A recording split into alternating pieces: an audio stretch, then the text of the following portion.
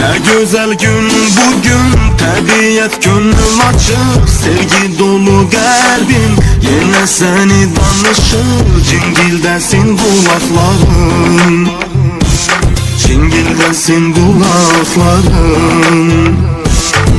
Sevgim coşup taşır, seller sular kimi, budakları sarıyan sarmaşıklar kimi.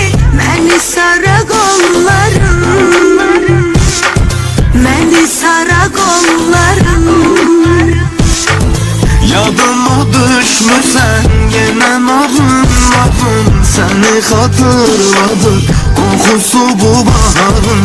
Çırpınır sinəmdə o eşqin həyəcanı, yenə də səninlə, yenə sənin yarın. Yadıma